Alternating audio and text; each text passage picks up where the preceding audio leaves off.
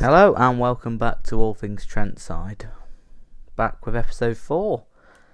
Seems a while since I last spoke to everyone. Yes, I hope you're all doing well, staying safe. Believe it's been now over a week and a half since I published the Player of the Season video. So I just want to say thanks again for watching, and I hope you're enjoying the content at the minute. Rubbish without football. Well, partly without football. We'll get onto that in a minute. So hopefully it's filling a little bit of a forest hole in your life. And obviously the loyal 17 viewers that keep watching, and I appreciate it. But no, in all seriousness, hopefully you're enjoying the content.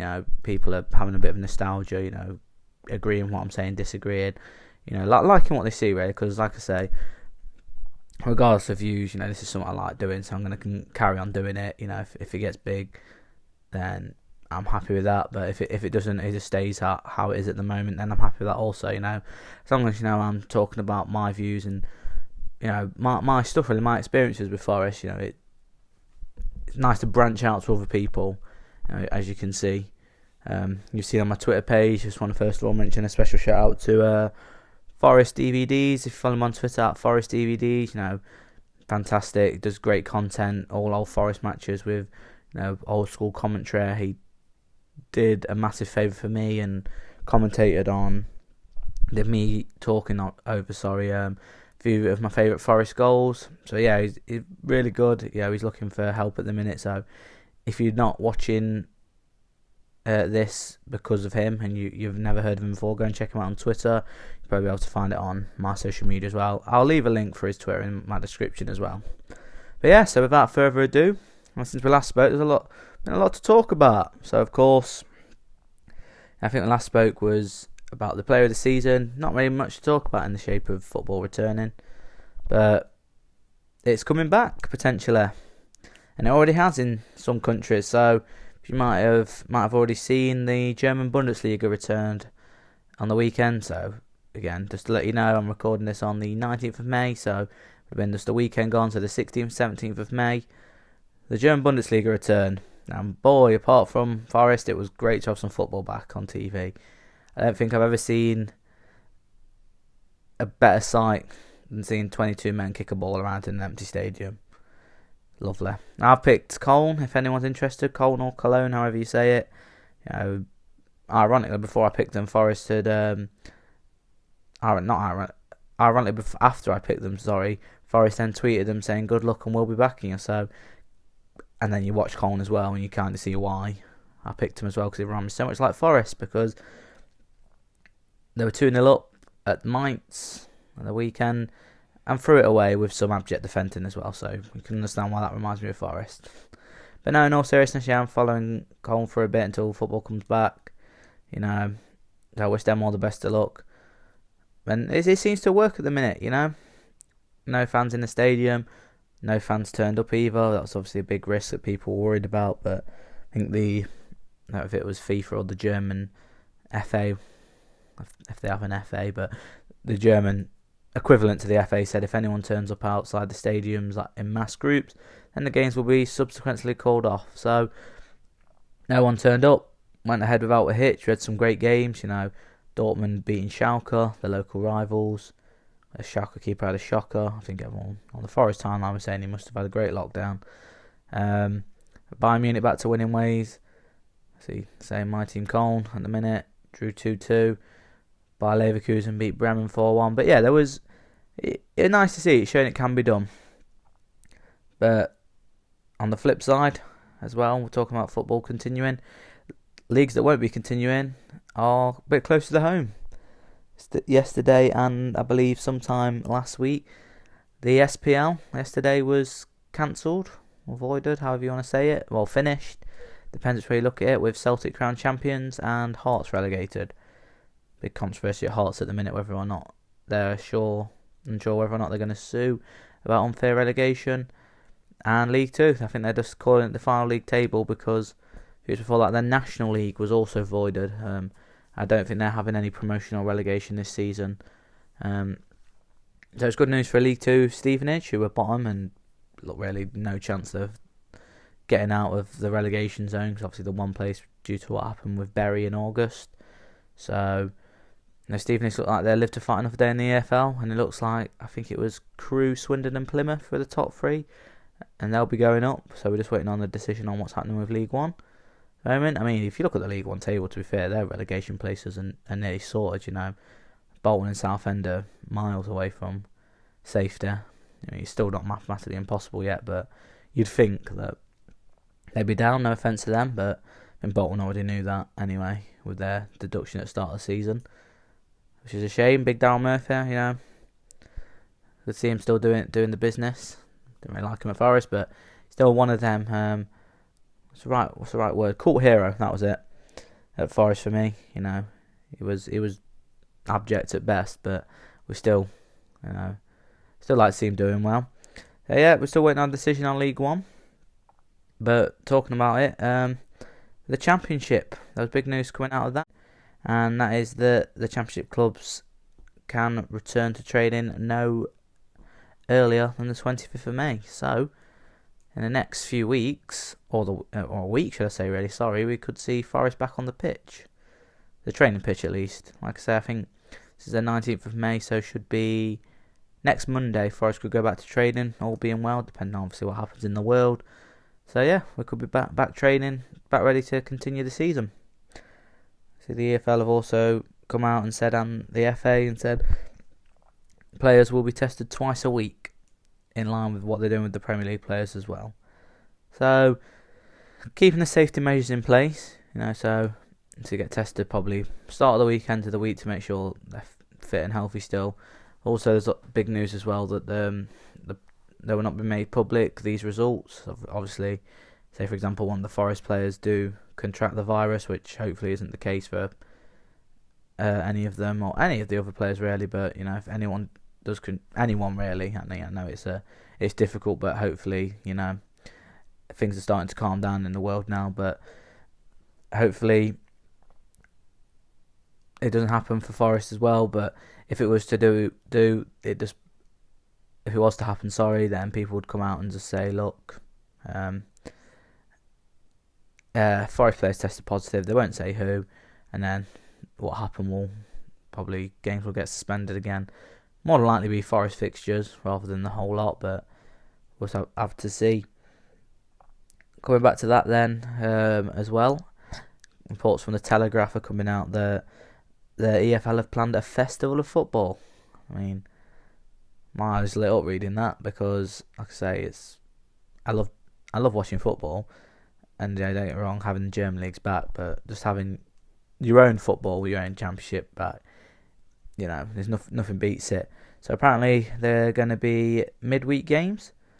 So midweek games can range from 6 p.m. and 8 p.m. So obviously we'll have a few. Obviously, of course, the Championship is like that. We had Forest, I think after the Sheffield Wednesday game, we were due to play Huddersfield on the Wednesday. Or we were due to play Huddersfield on the Wednesday, then Sheffield Wednesday on the Saturday. I can't remember which way around it was. So because obviously they need to fit to them midweek games in, to not jam-packed up the weekend. Moving on to the weekend, they've said the weekend games are going to be at 1 p.m, 3 p.m, and 5 p.m.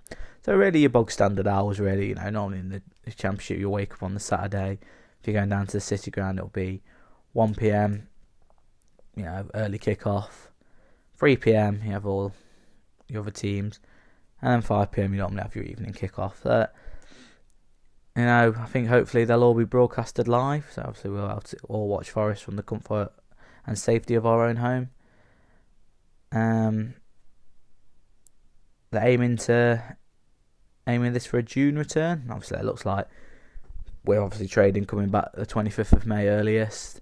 That's gonna obviously after a few weeks back. I said before, I can't remember what video it was. It's the first or second video I did actually. I said they need time to readjust and get back their match sharpness back. Obviously, we've seen in the Bundesliga.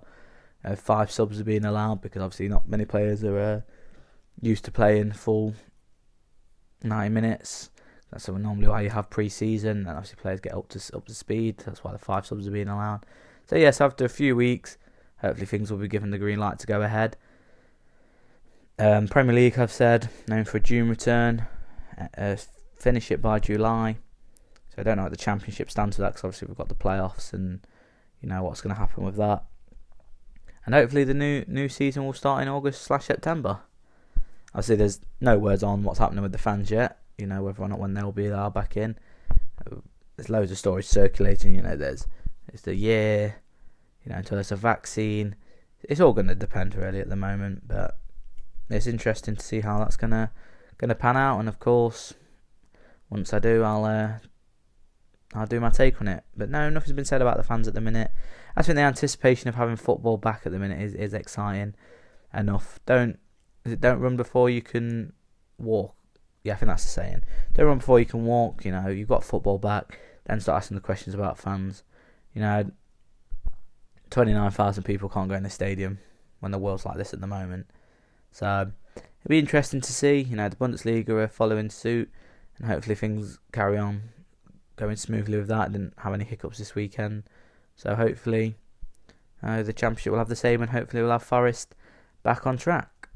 But I'll do a video in more detail what I think would happen with this season when it comes back, because you know there's so much detail to talk about. You know, there's so many scenarios that could happen, but at the minute I'm just got this information. I'm just relaying what I've been reading. Really, I think it's obviously good. People want Forest, but I want the season to finish if it can. So I'll be gutted if the playoffs are behind closed doors, which they more than likely will be. But football's better than no football, I suppose. You know, I just hope Forest don't do the most Forest thing, and that's win the playoffs with no one watching them, go down next season after being the season in the Premier League, and then not go back for another 20 years. You know, I really hope that don't happen, but just have to wait and see at the minute. You know, hopefully things go smoothly, and we can have Forest, some sort of form of Forest back. Not hear me waffle on about, you know, my Forest story and, you know, how my 20 years of being a Forest fan have just been miserable. But yeah, talking about miserable, in sad news, I have to report that Forest lost the Football Manager Cup semi-final. You've seen Joe Lolly participated, raised some money for the Mine charity, who sponsored it, did fantastically. I think he said he'd double the fund up to £1,000. So obviously, if it got to 1,000, he'd put 2,000 in. Terrific. What's the word? Gesture. That's it. Terrific gesture from Joe. But unfortunately, we lost in the semi-finals to Swansea. Forest's first piece of chance for silverware for some time. Especially, you know, we come up with some great players. You know, played Mansfield. I think they had 8 men, and probably one of the games of the decade, which unfortunately wasn't in real life. And if it would have been, then they've been talked about in years to come. But that's what's really been going on. I haven't seen really much on players and managers or anything at the moment. I think, of course, if we do go back to training, there'll be a lot more to talk about then. See who's, you know, looking match fit, who's some people might have piled on the pounds. You see it sometimes. But yeah, we'll hopefully my next video I do, I can return back to training. I can do an in-depth analysis on what's going on with that. But at the minute, kind of in the dark. That's what. You know, Joe Lolly's really the only one on Twitter that's really active and been saying what he does. I think everyone else just normally keeps himself to themselves. But yeah, so let's get on to the main focus of the video. So, obviously I've been doing my player of the season, and if you have, obviously,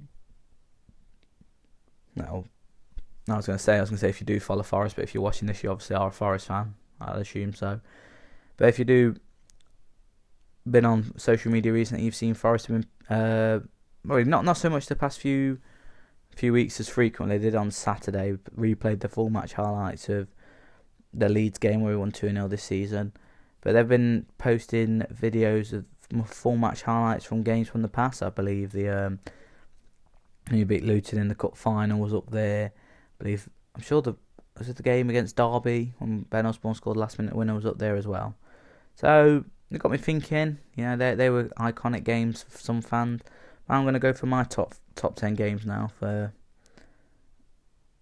since I've been a Forest fan. So I'm going to reveal my top 10. Hopefully, you know, some of you can listen and think, I've been to that game. You know, I was going to say my game was my favourite, or you know, you see I did a poll on Twitter as well.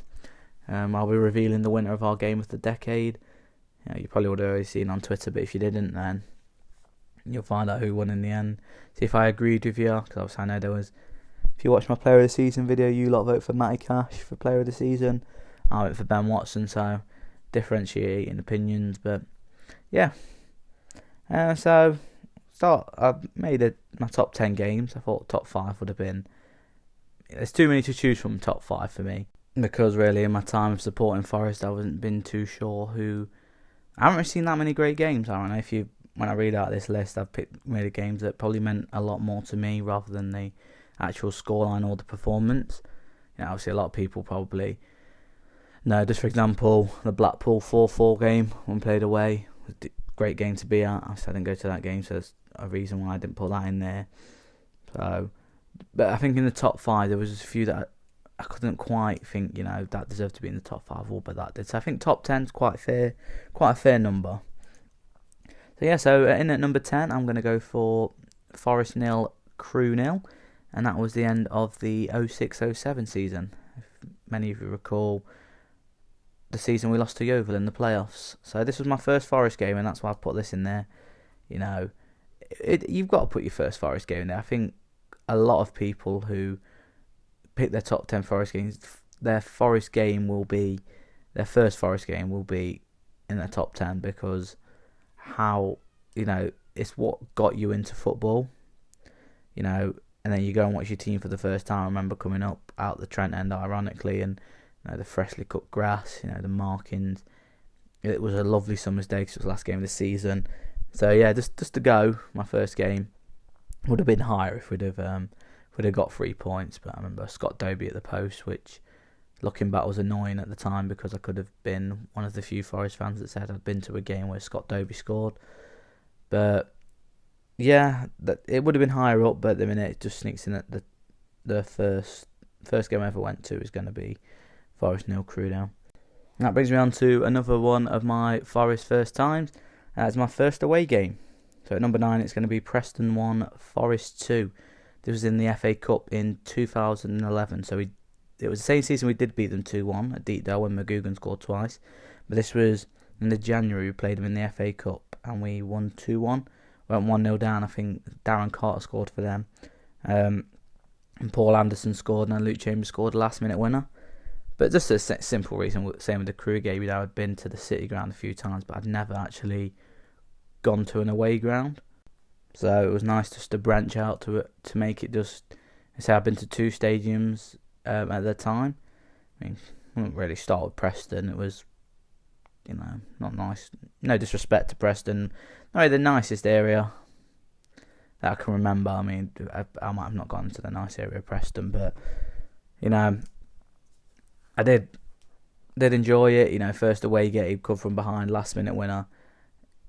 Again, just for that factor, it was my first away game. Everyone's going to remember their first away game as well. So that's why I said number 9. Now, number 8, I'm going to go for a Derby Day victory, and this was in 2015. So when Forest beat Derby 1-0 at home, Dougie Freedman in charge. Oliveira scored the only goal of the game. I think this one I picked because of the emotion. I think Derby, it was the season before Derby beat us 5-0, and it was the first time we'd played them since. It was a Friday night. I think it was bonfire night, or it was the day before. It was somewhere along them lines. And we got the early goal, Oliveira. And just because that team was a team that was really chucked together, because we had the embargo, couldn't really sign many good players really. No disrespect to the players we did sign, but when you're a club that want promotion and you signing Chris O'Grady, wasn't really gonna set the world alight. We had Oliveira though. He turned out to be a great signing, scored some important goals. But if you ever score a winner against Derby, it's always you're always going to go down in Forest folklore. So for that, and then to see people on the pitch and letting the flares off, just the emotion of it. We'd lost to them 5-0. We wanted this revenge, because really Derby have had 2 really big victories over us in the past decade. I mean, I don't know if they sing about the 5-0 quite as much, but they always sing about how they had 10 men and they beat us there. So just to get that 1-0 victory was, in the 150th anniversary of the club as well, just to, really be like, thank God we're not going to lose to Derby at home this season. I think we lost the away game, but again, we're not going to talk about that. That's for another day. So number 7, we're going to go for Forest 1, Watford 0 in 2011. I believe Marcus Tudgay scored I think he scored in 5:50 seconds. I can't remember the game, if I'm totally honest. I just remember the goal. Like what the goal scored, I don't even remember the goal. I just remember it's because I decided to go late with my friend. So we were queuing up for tickets and to buy tickets to get in, and a bloke tapped me on the shoulder and he said, "Oh, are you two looking for tickets?" And we went, "Yeah." And he went, "Oh, do you want these two?" We went, and he looked at me and he was like, "Nah, take them." And then I was like, "You sure?" He went, "Yeah." I was like, "I'll give you the money." He went, "No, I don't want no money." We started walking into the ground. I got talking to him, and it turned out to be Luke Chambers' dad. So I've still got the ticket somewhere. It says player complimentary on. He got us in. We got him for free, and then we went into the players' lounge afterwards. We met Luke Chambers, Lewis McGugan. At the time as well, I was a bit starstruck. Luke Chambers was my favourite player. Not at the time. I remember I had him on the 09-10 shirt. I had him on the back of it. And then the season after, he didn't play that season, really. So I got Miejski on the back, and then Chambers played all that season. It was well good, but yeah, it was just surreal, at the time. Being the age I was, it was like Luke Chambers' dad gave us tickets. What's happening, really? You didn't believe it. I remember him saying it was Luke Chambers' dad, and I was like, it's not. Anyone can say that, and then anyone can say they're Luke Chambers' dad. And then I just remember he, after the game, obviously he was like, "You're right, Dad," and I was like, "He actually wasn't lying." I don't know why he'd lie about that, but you know what I mean. They're like, it was just surreal. So that's why that's so high up. It wasn't a great game, but just for that experience, because I've never had that experience after. Moving on to number 6, now in the top 5 now. Just missing out is Forest 5, Fulham 3. So this was in 2014 when Stuart Pearce took over. I just picked this game because how much Forest had improved from the season before. We're a good team. We'd spent some money. Brought Sombalonga in, brought Antonio in, and this was our first real test because I think Fulham had just come down from the Premier League at the time. So they'd spent money. I think they'd spent big on Ross McCormack, just try and get them back in straight away. I think we went ahead, and then Fulham pegged us back and went to 3-2. And I just remember saying after the game when we won, I was like, if that had been the old Forest, we'd have crumbled and either not tried and lost 3-2 or lost 4-2, and we wouldn't have got the win. But just for the sheer of us digging deep, turning it around and winning 5-3 against a team that was proper fancied at the start of the season. Sombalon got the hat-trick, Antonio scored a wonder goal. I think the ball just dropped out of the air and he just, turned defender, Bergkamp-esque, you'd say. But yeah, it was just nice to see Forest actually, turn up for a change. If they're losing, they've pulled up their socks and said, right, we're not going to be beaten. Because I know in previous years, before that game, Forest would have been like, we're losing, let's just, call it a day, give up, down tools, and we'd have lost the game. But it's good to see, and that's why it's higher up than it should be, just for this year. I've been watching Forest and seeing heads drop too soon. It looked like Stuart Pearce having a good effect, obviously, of course. In the few weeks after that game, I think we lost to Cardiff and everything went downhill from there. But just at the time, it made you start to believe that this could actually happen. This could be our year. So I'm going to go into the top 5 now. So that's where we're getting to the business end. I start off at number 5 with Forest 6-1 victory over Huddersfield in 2013, I believe. So I just picked up this because it was just a complete performance. We actually did go 1-0 down in this game again. Billy had come back. He's on a good. I think he'd been in charge for 2 or 3 games since then, and he'd come back with a winning start. Was losing losing 1-0, and then I've put this in because Forest scored 6 goals. I've supported Forest all my life, properly been going since the Crew game, and that was the first time I've ever seen us score 6. I don't think we've actually scored 6 since. I might be wrong on that, but I don't believe we have. I know we've hit 5, but I don't think we've hit 6. I might be wrong. I might have to check that later. But it's the only time I've seen Forest hit 6 anyway, regardless if we've done it before, done it since. Majewski scored a hat-trick. His third goal was an absolute beauty. Henry Lansbury got 2. I think at the time they were his first goals for the club. Again, I might be wrong, but Darius Henderson got 1 as well. But just to see us score 6, it's a complete performance. Didn't really put a foot wrong after we went 1-0 down, regrouped, and continued that charge for the playoffs. Continued Billy's perfect start, and again at that time, it was like unfinished business. Billy's back. We started well. We're going to push on here. Again, things went to pot, but it's another story for another day. And number 4, again, it's not really a game that was high scoring, but again, for me, this is one of the I was there moment. This is why it's so high up, and that's Forest 2, Blackpool 0 in 2014. So Psycho's first game in charge, and I've picked it just because Psycho's reception, it's spine tingling when you watch it back. People can say they've not been there, and they wasn't there, but they've watched it, and it still makes their hair stand up. But to actually be there and watch Stuart Pearce walk out and get that sort of reception was, phenomenal. Because obviously at how old I am, I never really got to.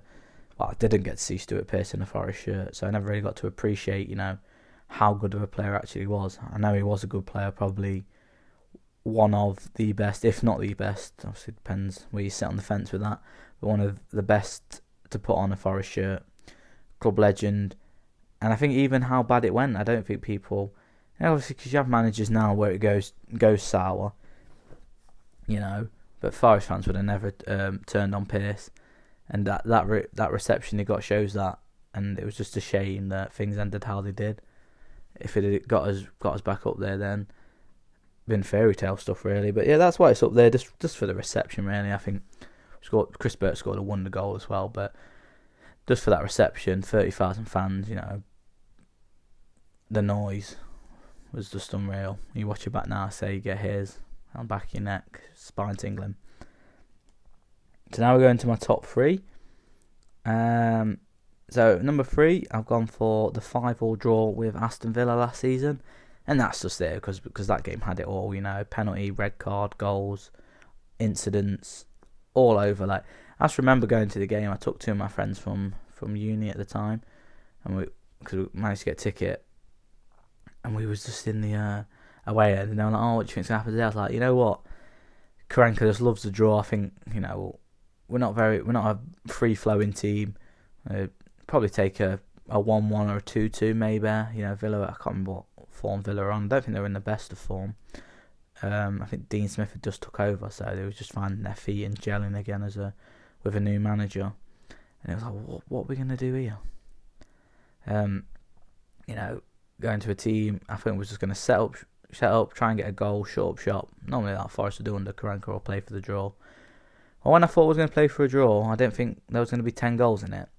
I just remember going 2-0 up inside 6 minutes, and like, what the hell's happening? And then they get one back, and they score again. Then Kashi scores, and they score. It's 3-3 at half time. You're thinking, I've never been to this one of these games before, and this is only half time.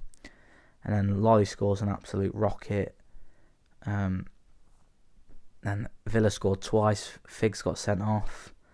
And you're just looking and thinking, how are we gonna that's it now? They got 10 men. Their tails are up. They're gonna put us to bed here. But no. Dug deep again. Grab's got his goal, 5-5. And club that had him on loan last season as well. It was just unreal. Just to say you've been at that game, because obviously the person I normally go with, my cousin was at work, I believe, and he couldn't get down to get back in time.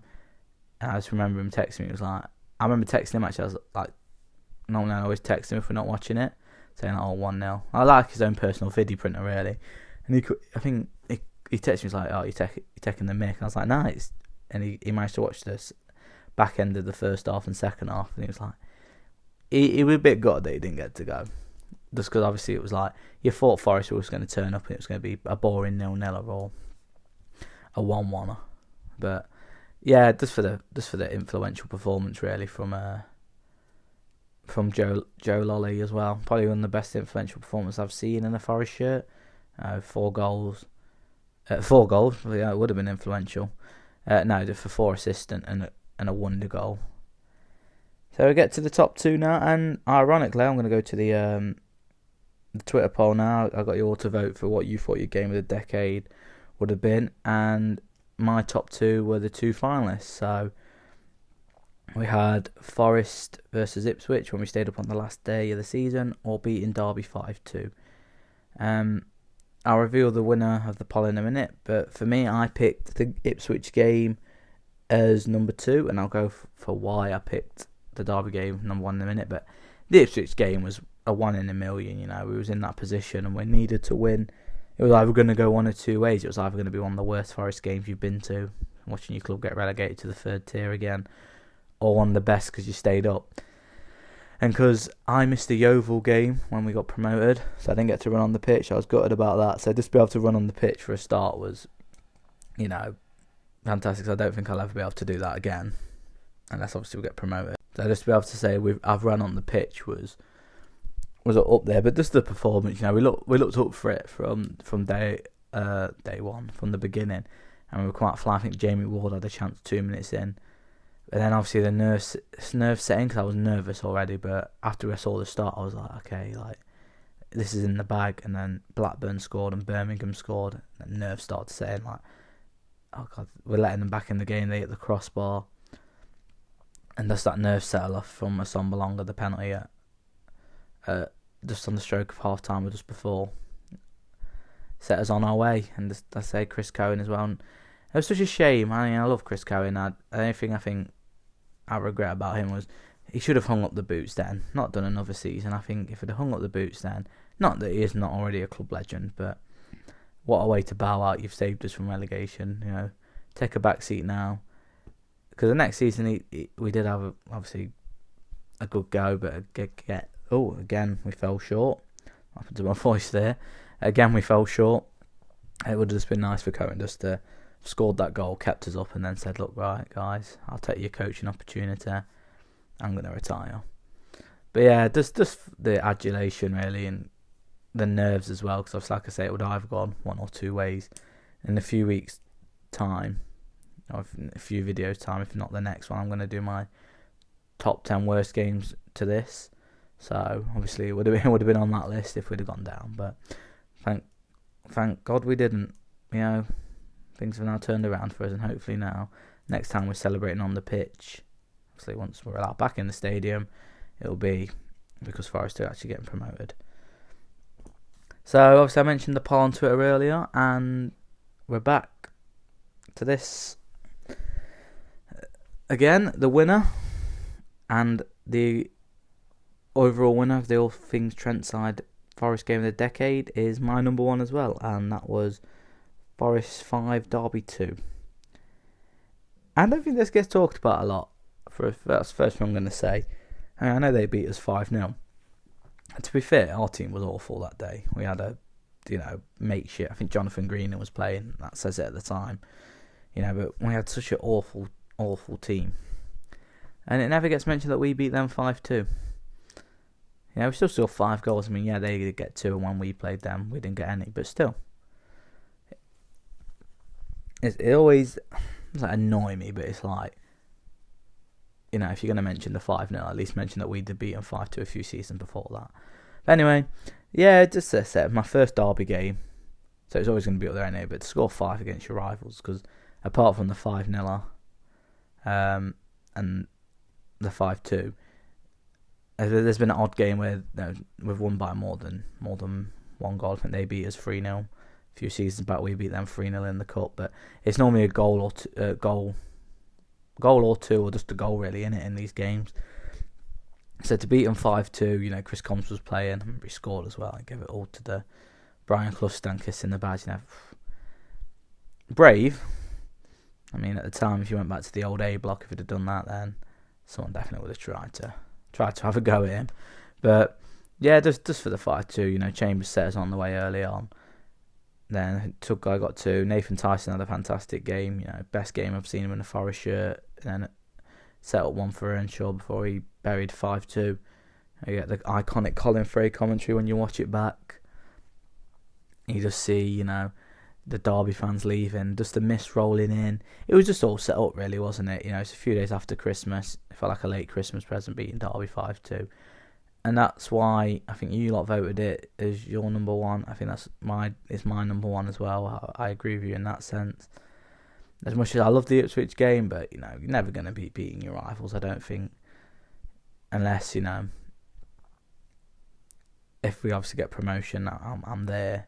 That's probably when it'll go to number one, back to the Premier League. But other than that, no. Nothing gets better than beating Derby, I don't think. Because if you like to say, same with the Ipswich game and the Ipswich feeling. If you beat Derby, you're on a high for probably till the next weekend when you play again. If you lose, it ruins your weekend, ruins your week. So just to beat them 5-2 in my first game, miss rolling in, special. But yeah, so there you have it. There's my top 10 games that I've been to as a Forest fan. Maybe not the best games, and I probably have been to better games for scoring wise and performance wise, but just for the reasons they're why they're my top 10 picks. And hopefully you've been watching this and you're thinking, I was at that game, or it brings you back the feelings like, I remember that game, or and if you are watching and you got your top 10 games, let me know in the comment section down below. If you've been to the game as well and you said I was there, let me know again. It was I'd love to hear from yourselves. But yeah, thanks for listening again. Just please subscribe to the channel. Hopefully, like I say, trying to get content out at least every week. If not, it will be once in 2 weeks, depending on how busy I am at the moment. I do work at the minute, so that's why I haven't been able to get much content out as I would do. So I say this is probably going a week and a half, 2 weeks later than the old one. But yeah, when I get a spare bit of time, I do this, get out there. But hopefully you'd all enjoyed it again. Hopefully you enjoyed watching. I say watching, it's more listening, isn't it? Hopefully you enjoyed listening. Hopefully you can relate, and hopefully you can, keep enjoying the content. And hopefully we'll see the Reds back on the pitch soon again. But yeah, I'll be back soon. Say give it a like, follow us on social media. The links for social media will be in the description. But as always, Reds fans, stay safe, and I'll speak to you soon.